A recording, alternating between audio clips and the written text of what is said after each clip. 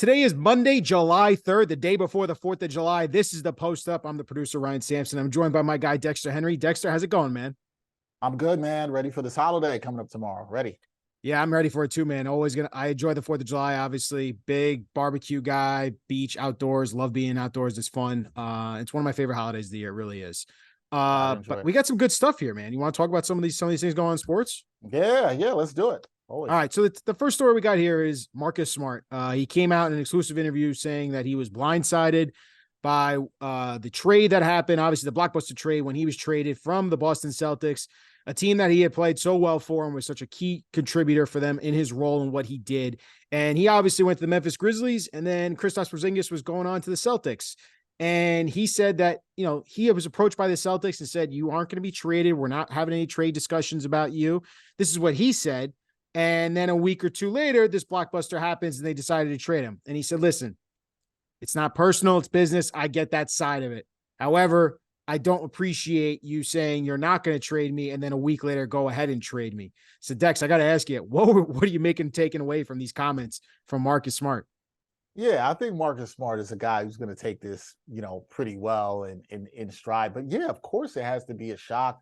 Of course, you feel a little disrespected if you told somebody within a week you weren't going to trade them. You're like, what happened? What's changed since then? Well, what changed was they had a chance to get Kristaps Porzingis. But I think Marcus Smart, the way he probably looked at it is like, look, I know my value to this team. I am the heart and soul of the Boston Celtics. Won the Defensive Player of the Year 2 years ago. He was loved in Boston. I mean, fans in Boston love Marcus Smart, right? And he probably thought he wasn't going anywhere for quite some time. It is crazy how things change because I think if people remember, this didn't happen that long ago. They were trying to do a deal where they were sending Malcolm Brogdon out in that deal. That deal fell through that night, and then they had the deadline to get Kristaps Porzingis. And what I think happened there is Boston was up against the gun. They had to get it done by midnight of that night before Kristaps could opt into his contract. And Memphis came asking for their heart and soul, and their heart and soul wasn't with Marcus Smart. They decided to go get Kristaps Porzingis. So I feel for Marcus Smart in that, but he's right at the other end of it. We talk about it all the time. It is business. Unfortunately for players, they have no control. They only have control over their careers at certain points. They don't have it when it comes to trade. So it's definitely disappointing for Marcus Smart, but he understands that it's business. But I'll tell you what, when he's in Boston, he'll get a standing ovation when he's back there, but he'll also want to kill his Celtics teammates the next time he sees them on the court. Boy, he's going to want to stick it to them for sure. You know that. Yeah, and you're talking about a veteran, trusted key veteran. He's a former Defensive Player of the Year for this team. He also said in this interview, "Hey, and for me, it's just a simple fact. Hey, we're thinking about trading you. Most likely we'll trade you. We're just letting you know. Thank you." Especially with telling me the week before when my house was flooding and having to deal with that. It was a whole lot at once. I love this team. I love this organization. I love the fans and the support I've gotten in 9 years. I'm excited and energetic to start my new life with the Grizzlies. This goes back to, again, I think with the same thing with Taurean Prince. It's like we're finding out, these guys are finding out about their careers on social media well before a team can even be honest and have that conversation of, "Hey, man, this deal is starting to develop really quickly and rapidly." It's just a text or a phone call to the agent or the player and saying, "This came into our lap, like this fell into our laps. We didn't think we were going to get Kristaps Porzingis, and now we have this opportunity to make this trade. We're going to move you to Memphis, and we wanted to give you this heads up. I know we had this conversation last week, and I think just that being a little more personable and just being more available to these players and honest with them goes a long way as an organization and how you represent your team and the players that you acquire and bring in. You know what I mean? Yeah, no, I think it does go a long way. And I think in all this stuff, Ryan, when we talk about whether it's free agent signings, whether it's being cut, whether it's being dealt, we have to remember sports is entertainment. We like to be entertained by it. It is also business. We like to use that conveniently when we want to. And for these guys, it's also a job. And in any job that anybody works is watching this, the people stuff matter, right? How you treat people matters.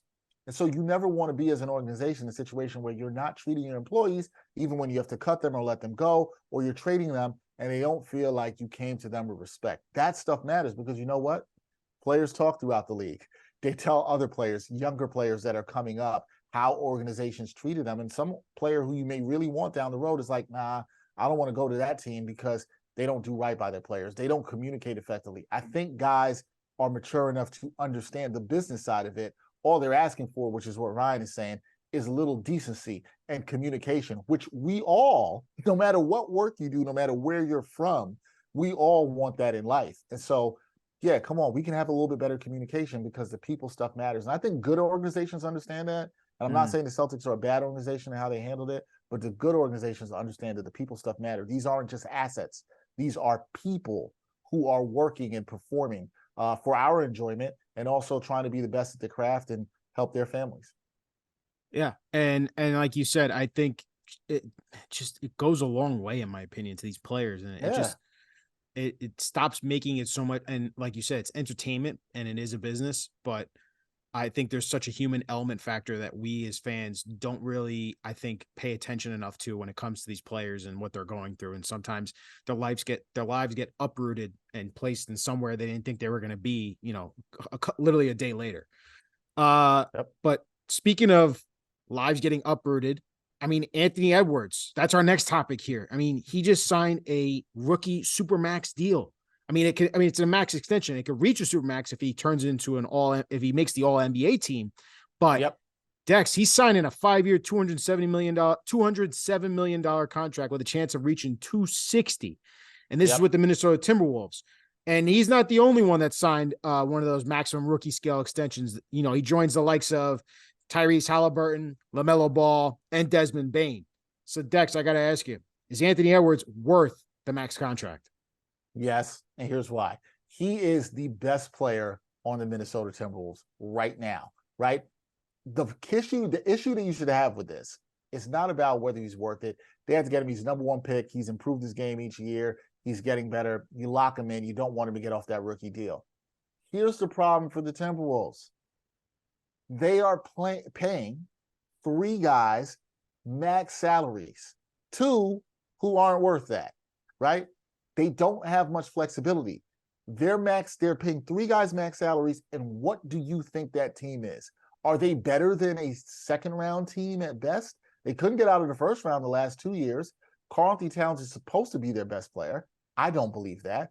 Rudy Gobert, teammates want to punch him in the face. That's not good. They have a lot of money tied into a team that I'm not sure goes that far. Now, you had to lock up Anthony Edwards. I think he's worth that on the rookie extension. I believe in his ability. It's the other guys and how do you gain flexibility to actually build around Anthony Edwards? That's the key. Can they actually build around Anthony Edwards? I think they need to move Karl-Anthony Towns. They need to get off that contract. They need some other things to do because right now I think they're a team that's got a lot of money tied up on three players, and they don't really have that much flexibility, and they're not really that good. They're probably like a lower seed in the Western Conference playoffs. I don't think they're maybe better than a 6 seed right now. So I'm not buying in the Minnesota Timberwolves unless Anthony Edwards takes some huge leap. But I just think they're in salary cap hell in a way, especially with this new CBA. So it's interesting how it's all played out. Is he worth it? Yeah, because of what he's shown me, and I think he's already the best player on the team. So I guess my question is, is it worth having your cap tied up? And then, like you said, what's the potential here for this team? Do you see a Karl-Anthony Towns playing better this year? And is with Edwards continuing to improve? I mean, you talk about a guy who averaged 24 and a half, 5.8 rebounds, 4.4 assists. Oh, not to mention he's one of only 9 players who's averaged as many points, rebounds, and assists. There's only 9 other players who average as much as points, rebounds, assists as per game as Edwards. And of the 9, he was the youngest at 21 years old. He's only 21. So he's going to be 22 next year. So, yeah, I guess the question is, can they get better, this team? Yeah, I think they can get better, but I don't see them getting better as currently constructed. I just don't see that at all. I think the only way they can get better is they're going to have to break up the pairing of Gobert and Towns did not work this past year. There's already some issues with Towns. You saw Gobert and Kyle Anderson, not Towns. Gobert and Kyle Anderson, we saw the fight they got into on the last day of the season where they're trying to make it into the playoffs. Yeah. I think that stuff could be worked out, but I just think they have too much money tied up in a fantastic defensive player in Rudy Gobert, who's limited offensively, a very good offensive player in Karl-Anthony Towns, who's limited defensively and seems to shrink in the big moment. But their one bright spot is Anthony Edwards. And you just gave up the numbers and where he is, and only one of 9 players in the league and the youngest of that to do that. That's why you give him the max extension with those incentives to reach the supermax status. That's why you do that. I just think that ownership and team has to figure out how to build around that because they're very capped out. I didn't even mention that they signed Naz Reid this summer, which was a good signing as a center, but they have a lot of money invested into 3 bigs. Yeah, I was going to say, it's a lot of money. It's a lot of money. They got an aging point guard and Mike Conley.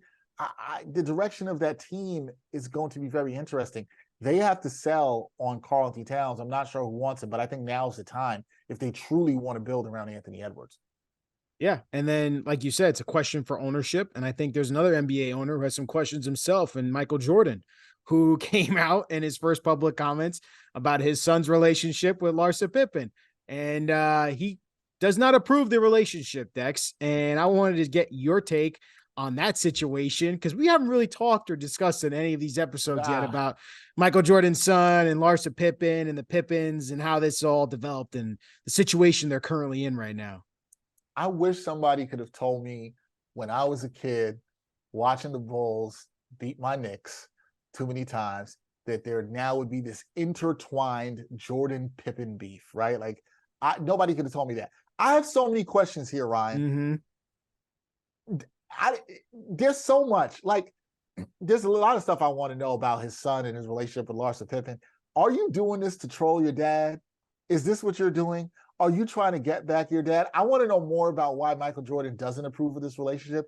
Is it because he doesn't approve of Scottie Pippen right now, who's been trying to run and tell all about Michael Jordan and downplay Michael Jordan, that he's not that good, or everything to sell his books, right? Scottie doesn't look good in this. I don't really care about what Larsa Pippen does and what Jordan's son does. However they want to get down and enjoy the relationship. Blessings to y'all. Wish y'all the best. I just want to know more about what Michael Jordan doesn't like, how much he doesn't like it. Because one thing we know about Jordan from his playing days, if you watch The Last Dance, Jordan can be petty. How petty is he being with his son, guys? But does that carry over into his family, though? You know what I mean? Like, you think that carries over to his family, being competitive and being that petty type of person? I don't know. He's looking at his son like, man, I told you not to be with that woman. You heard how Scottie Pippen is talking about me, and you're out here with her.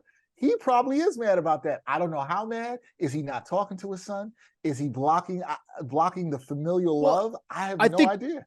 Well, Dex, I think that's why it's a story, is because his reaction doesn't coincide with what Larsa's comments were about the relationship when she made an appearance on the Tamron Hall show. Tamron Hall show. Yeah, right. It doesn't. Where she said, we've recently been hanging out with Michael and his ex-wife at the time, Juanita Vanoy. So, I mean, it's Marcus's mom. So, like, everyone's in a great place. But now all of a sudden, Jordan's coming out saying, do you approve the relationship? No. Let me clarify something on that, because I do remember those comments on the Tamron Hall show.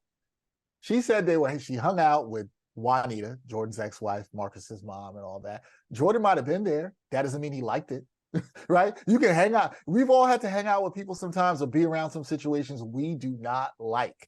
And I wonder if that was one of those situations, right? Where you got to be with your kid, they're dating somebody else, and you're just like, man, I'm here because I got to be here. They want me to see this person, but he didn't really want to be there. And Jordan waited for the first opportunity where somebody asked him about it. Somebody could really ask him how he feels, and he said, yeah, I'm not with that. Why did you do that, Michael Jordan? I feel like I'm Brian Windhorst. Why did you do that?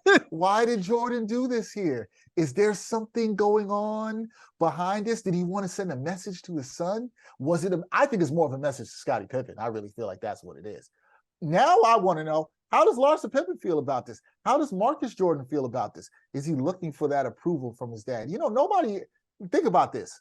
We're all adults. You've been in relationships. You want to take your significant other. You want to show them to your family. You hope that they like that person. You want your family to like that person and feel good about it. Marcus Jordan knows now that his dad does not like the woman that he's with. He knows his dad doesn't like the woman he's with, former husband. He knows that. He doesn't like him right now. And they won a lot of championships together. So it sounds messy, but I want to know more. I want to know more. We got to get the homie Jenna Limoncelli. She's got to get to the bottom of this. Yeah. I want to know more.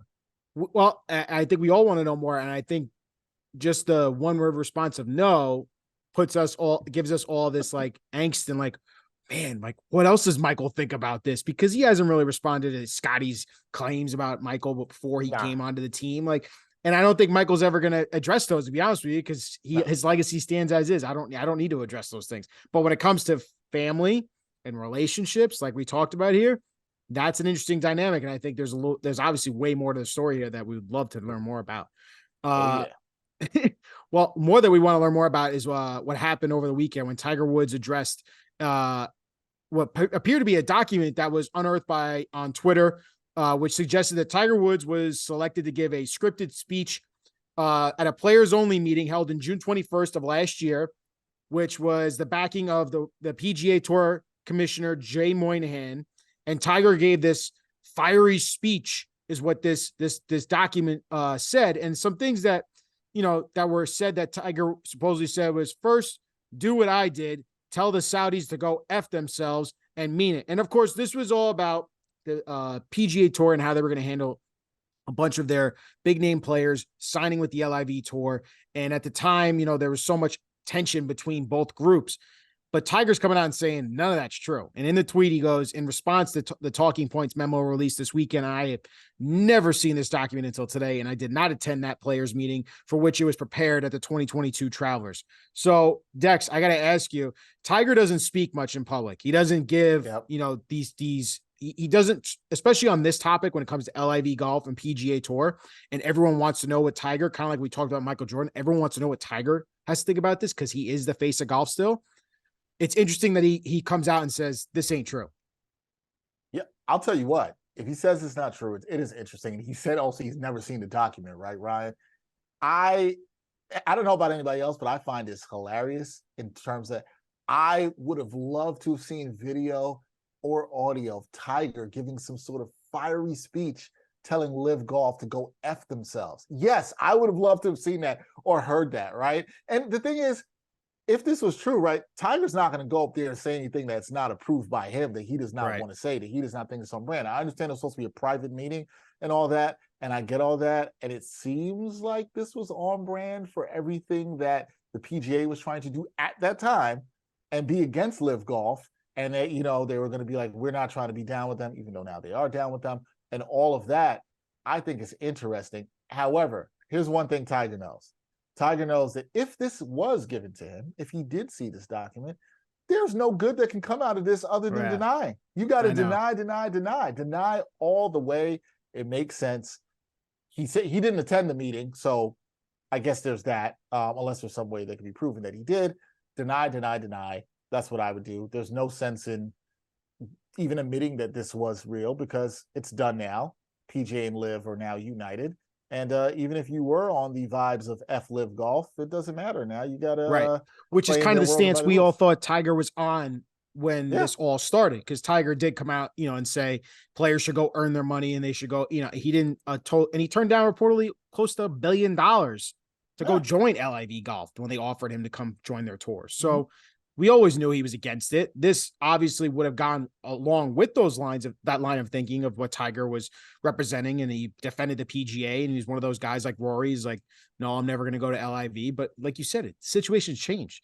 Now they're together. And I have a whole bunch of thoughts about why that's come together. Cause honestly, a guy, and like, this is all about Tiger apparently defending Jay Moynihan as the CEO of PGA Golf. My personal opinion, he looks even worse. Like he just.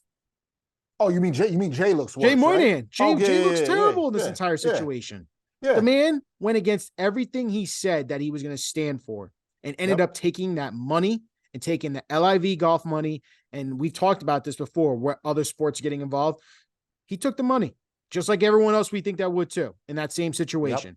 But for you to stand out there and say, I am going to defend 9/11 families. We're never going to join those type of that organization.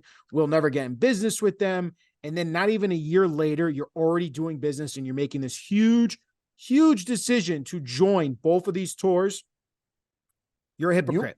You're a hypocrite. I remember the day this went down. I think you and I, we had a conversation off of this before we was doing the show. And one of the things I was saying that, and this is where this is the point I'm making about why it's pointless for Tiger Woods to say anything in this situation, is I felt bad for the players that could have had the opportunity to make more money. I also felt bad for the players. Granted, Tiger Woods and Rory McIlroy have millions of dollars, and when I say I feel bad for them, what I feel bad for them for is they were carrying Jay Moynihan's water, Yeah. right?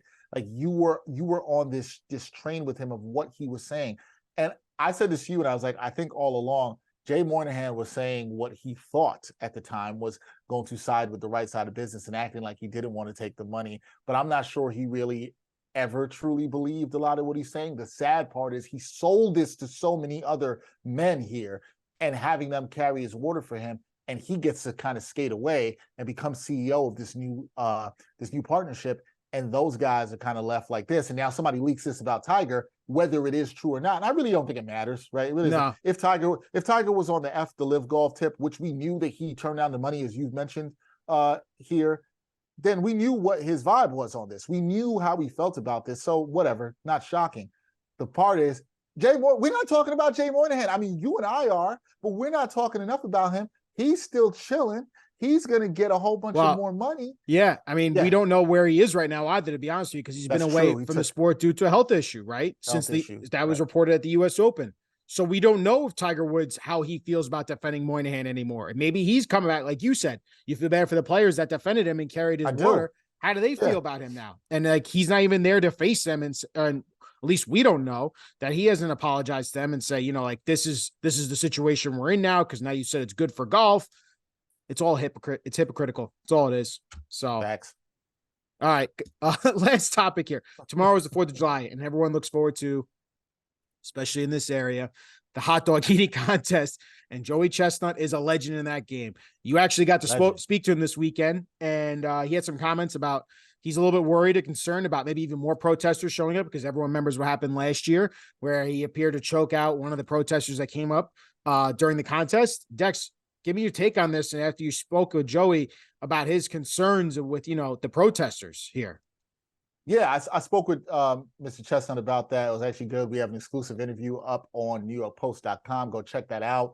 Talked to him about a lot of stuff throughout his career and whatnot. But I mentioned to him last year, which was a difficult year for him, as some people may know. He had an injury with his leg, a bunch of infections, Achilles tear, and he's up there eating the hot dogs, and a protester got up. And for anybody, I don't know if you've been to Coney Island, you've been there for the hot dog eating contest. I've covered it before. There's a lot of security around there. And I mean, not just security hired. And the NYPD is out there, okay? They are out there, obviously protecting the crowd and the people out there and trying to do their job and make sure nobody does anything crazy. But somehow this fan gets up, and Joey Chestnut told me that when he was doing it, he was just in the zone.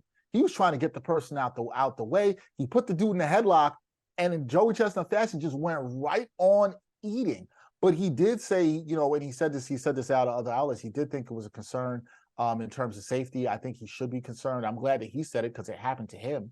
But you had the people that are protesting. I think people were protesting against use of pork and different food and hot dogs. That's what they were protesting there. But it is a legitimate concern for him. He did mention that, he does feel like there is enough security there. There's a strong police presence. He's done this for years. He knows that. But I think all eyes will be on the stage and making sure nobody's able to slip in and get as close to the stage where the players are. I still don't know how that happened. There must have been a distraction and diversion. That might be something for a movie. As somebody who's covered it, it's hard to see how it happened in that way. But he has a right to be concerned. When you're competing at something like that and you're very focused, as he is on his craft of eating as many hot dogs as he can in 10 minutes, you don't want somebody coming up there. And think about this, guys. Somebody comes up, whatever, any of us, what we're doing at work, somebody just rolls up on you and you don't know what that person's doing. You don't know what they're holding. You don't know anything like this. You're going to feel very dangerous. And I think his first thing was he told me to shove somebody away. When he recognized what was going on, that's why he just put the guy in a headlock and then let security and the cops take him away and deal what he has to do. But we don't want these competitive eaters that are up there on the 4th of July having to worry about their safety. Again, I will also say this, I would like to add, and I think I didn't ask Joey about this, but I would assume this goes for him too. You have a right to protest whatever you want to protest. I believe in peaceful protests in this country. I believe in protests in general to get your voices heard about issues that you think are necessary that you want to stand up for. No problem with that at all whatsoever. But you cannot bother somebody while they are doing their job and get physical to a point where that person's concerned about their space or even their life.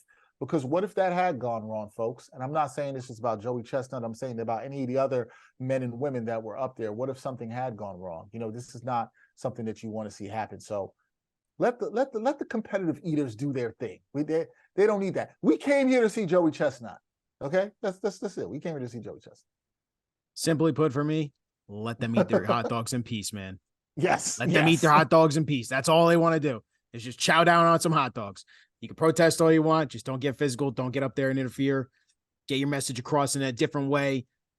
Let them eat their hot dogs in peace. I know I like eating my hot dogs in peace. It's great. Yeah, nobody wants the bad vibes on the 4th of July around the Nathan's hot dog eating contest. People come out to see it. It's generally hot, and then you got to deal with that. Yeah. It's always hot out there. You know, it's just nobody's trying to deal with that. So when you know, if you're a protester, I'm trying to give respect to the people protesting for what they think is a worthy cause to be protesting, and there's no disrespect to those men and women out there doing that. But like, yeah, we don't have to invade the space to make your point. I know what you're trying to do. You're trying to get the airtime on ESPN. I understand it. I get that. But when you're getting into somebody's personal space and they might feel threatened, that's the part where it's not cool. That's not cool. Totally agree. And it's something I'm looking forward to watching again. Tomorrow is the 4th of July. Dex, that's an episode, man. Appreciate you, man. That's an episode. Enjoy your 4th of July. Enjoy the hot dogs, Ryan. Definitely. You as well. All right.